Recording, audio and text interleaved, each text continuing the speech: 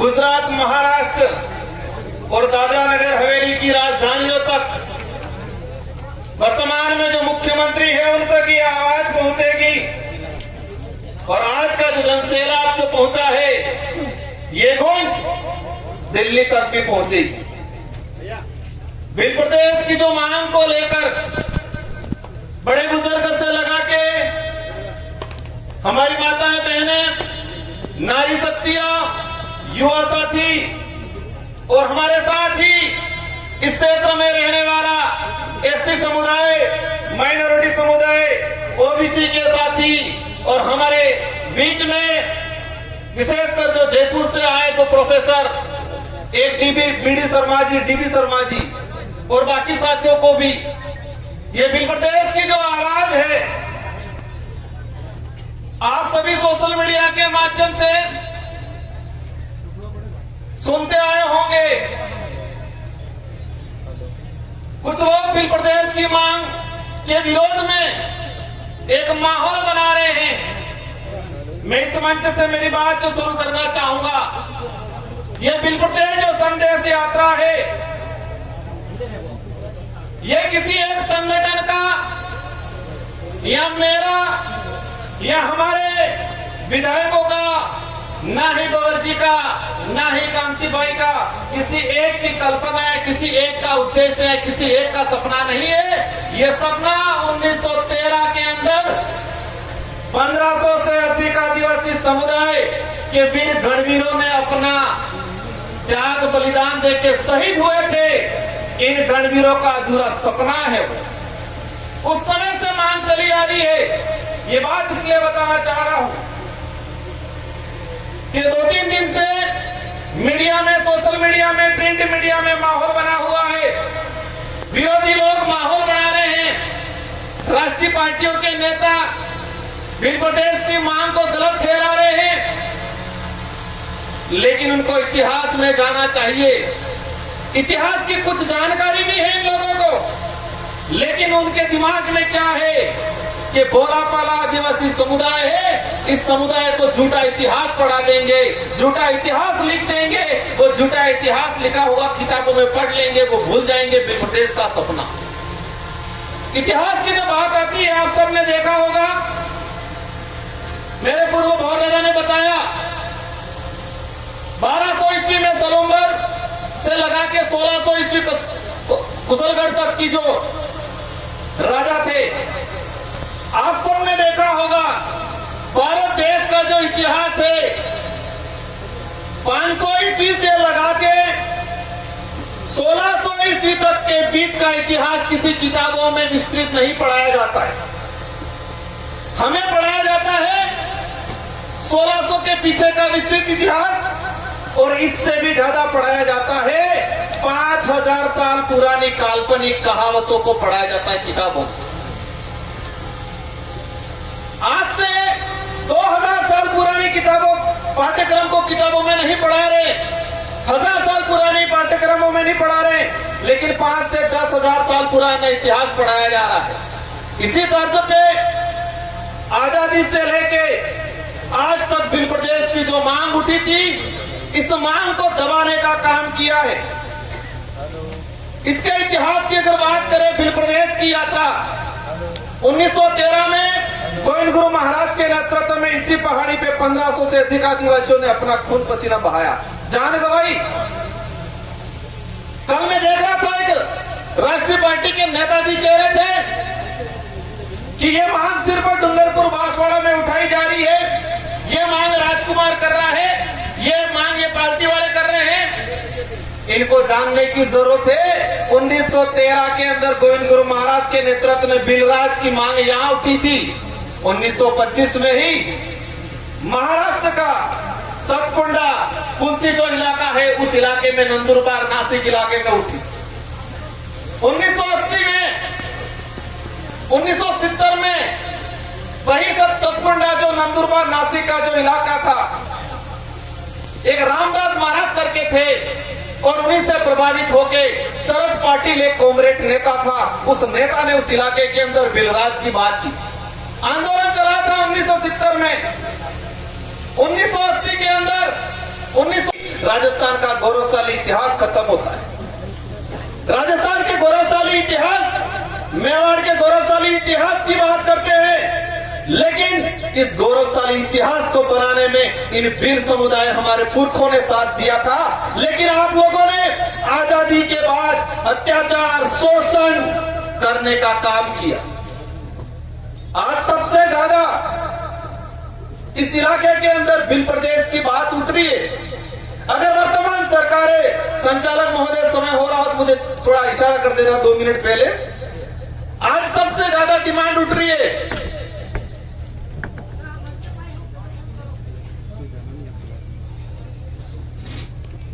सबसे ज्यादा भिल प्रदेश की जो डिमांड उठ रही है, अगर वर्तमान सरकारें या आजादी के बाद से आज तक जो सरकारें बनी, इन सरकारों ने आदिवासी समुदाय का भला उद्धार करने का और संवैधानिक अधिकार लागू करने का काम किया होता तो साथ जनता हमको नहीं देती, उनको देती।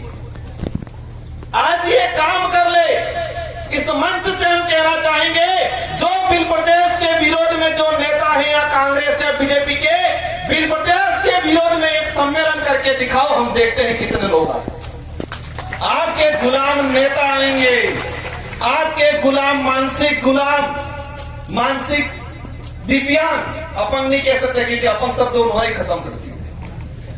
मानसिक दिव्यांग कार्यकर्ता आएंगे, पदाधिकारी आएंगे, लेकिन इस भिल प्रदेश टेरी का आम आदमी आपके साथ नहीं आएगा। गौरवशाली इतिहास की बात राठौर साहब को जानना चाहिए, जिस महाराणा प्रताप के नाम से ये मूंछें उमारते हैं, अगर ये भील नहीं होते तो इतिहास नहीं होता, और ये इतिहास नहीं होता तो आज राजस्थान का गौरवशाली इतिहास के नाम से ये मूंछें नहीं ताड़ते। क्या स्थिति बना रखी है इस इलाके के अंदर? राजस्थान का सबसे पिछड़ा इलाका कौन सा है? यही ट्राइबल इलाका। शिक्षा की दृष्टि से सबसे पिछड़ा, स्वास्थ्य की दृष्टि से सबसे पिछड़ा, कुपोषण सबसे ज्यादा, बेरोजगारी सबसे ज्यादा, पलायन दूसरे शहरों में, दूसरे राज्यों में सबसे ज्यादा इस इलाके से। मध्य प्रदेश का सबसे कुपोषित इलाका, सबसे अशिक्षित इलाका, सबसे स्वास्थ्य की दृष्टि से कमजोर इलाका, यही झाबुआ, अलीराजपुर, रतलाम हमारा जो भिल प्रदेश टेरिटरी के अंदर।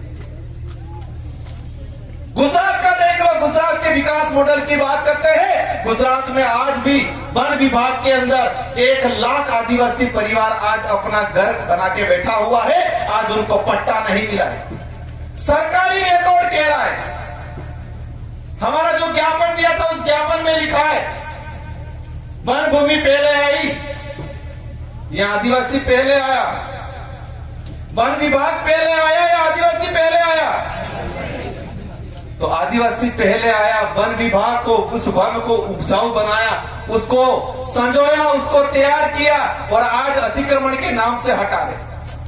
गुजरात के अंदर 1 लाख आदिवासी वन विभाग की भूमि पे रह रहे हैं। हमारी नजर में वो मालिक है उस जमीन के, लेकिन सरकार की नजर में क्या है? अतिक्रमणकारी। मध्य प्रदेश के अंदर 3 लाख आदिवासी वन विभाग की भूमि में रह रहे हैं, आज हमारी नजर में वो का मालिक है। राजस्थान के अंदर 52,000 आदिवासी परिवार, महाराष्ट्र के अंदर 2 लाख आदिवासी परिवार, इस तरह से पूरे देश के अंदर आज की तारीख में 26 लाख आदिवासी परिवार वन विभाग की भूमि पे रह रहा है। ये सरकारी आंकड़ा, केंद्र सरकार का जो जारी किया आंकड़ा वो है सरकारी आंकड़ा। अब समझ लो कि कई भाई ऐसे हैं हमारे जो आज भी सरकारी आंकड़े में नहीं है, लेकिन वन विभाग में। देश के अंदर 2011 की जनगणना के आधार पे 8 करोड़ आदिवासी है, 8%, मतलब 13-14 करोड़।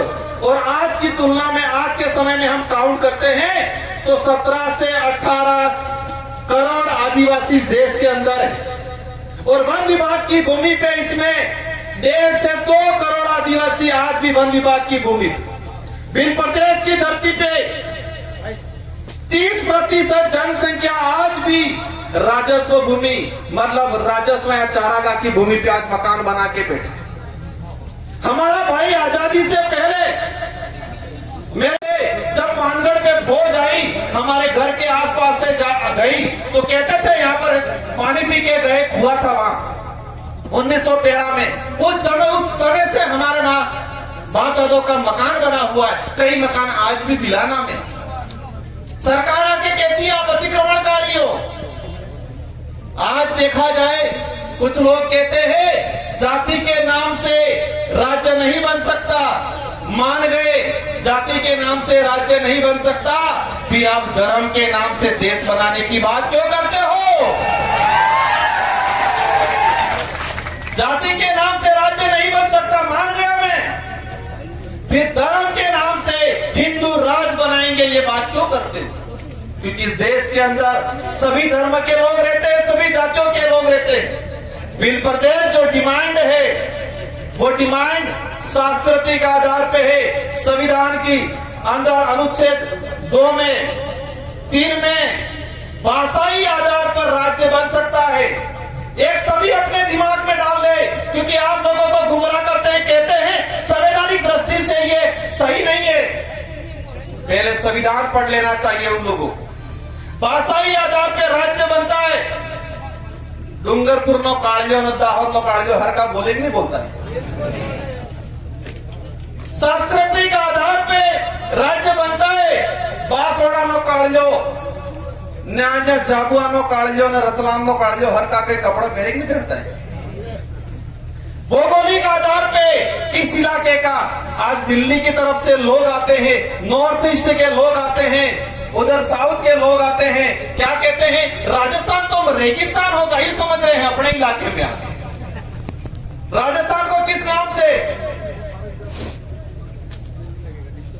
रेगिस्तान के नाम से परिचित करते हैं। और ये एक बात सही है, अगर इस इलाके में भील समुदाय नहीं होता तो राजस्थान का जो गौरवशाली इतिहास की बात करते हैं, आज सही है, हकीकत है, हमें भी गर्व है, हमारा राज्य है आज वर्तमान में गौरवशाली राज्य राजस्थान, वीरों का राज्य, बहादुरों का, बलिदानकारियों का राज्य माना जाता है राजस्थान। अगर हल्दी घाटी का युद्ध नहीं हुआ होता, मानगढ़ पे 1500 आदिवासी शहीद नहीं हुए होते, तो आज के समय में राजस्थान को गौरवशाली राज्य नहीं कहते, क्या बोलते? रेगिस्तानी राज्य ये कहा जाता है। अगर भीलों ने त्याग बलिदान, उनका खून पसीना हल्दी घाटी में अकबर की सेना को उल्टे पैर नहीं भगाया होता, तो राजस्थान को वीरों की धरती नहीं, रेगिस्तान की धरती से धरती के नाम से जाना जाता है। इतना बड़ा बलिदान भूल गया। आज आदिवासी समुदाय का विरोध करते हैं। मेरी नजर में और मेरी नहीं, सबकी नजर में जो आदिवासी समुदाय का विरोधी है वो सब विदेशी है, ये मान सकते हैं अपन लोग। जो आदिवासी समुदाय का अत्याचार शोषण करता है, जो आदिवासी समुदाय के साथ खिलवाड़ करता है, वो इस देश का बीज नहीं हो सकता। क्योंकि आदिवासी समुदाय मानवता में विश्वास करता है। और एक बात की भी ठान लेना है, कई नेता आदिवासी हैं तो पन्नालाल फन्नालाल, कई अधिकारी आदिवासी हैं। आदिवासी होना भी जरूरी नहीं है, आदिवासी होने से ज्यादा आदिवासियत होना जरूरी। आदिवासी होना जितना महत्वपूर्ण है, उससे ज्यादा महत्वपूर्ण इसके अंदर आदिवासियत होना जरूरी है। मामा बालेश्वर को आज अपन भगवान मानते, वो आदिवासी समुदाय से नहीं आते थे। आज में वो बीडी शर्मा जी आए, उनसे याद है बीडी शर्मा जो छत्तीसगढ़ बस्तर के अंदर कलेक्टर थे। और एक बात आप सबको जानने की जरूरत है कि इस देश के अंदर एकमात्र जगह है जहां पर संविधान मंदिर बना हुआ है, वो बस्तर में बना हुआ है। संविधान मंदिर बना हुआ है। लेकिन एक बात यह भी समझनी है कि जो भी गैर आदिवासी समुदाय का व्यक्ति अगर आदिवासी की बात करता है, उसके साथ भी एक घिनौनी हरकतें करते हैं। बीडी शर्मा कलेक्टर थे बस्तर के अंदर, उन्होंने देखा आदिवासी समुदाय जो मानवता में विश्वास करता है, जीव मात्र में विश्वास करता है, बरवंजियों को बता रहे थे सांप को भी नहीं मारता है, ऐसे समुदाय के साथ अन्याय हो रहा है, मैं कलेक्टर हूं। उस कलेक्टर रहते हुए उस व्यक्ति ने इस्तीफा दे दिया और आदिवासी समुदाय के साथ खड़ा रहा। वो कलेक्टर थे, इस्तीफा दे दिया, इस्तीफा दे के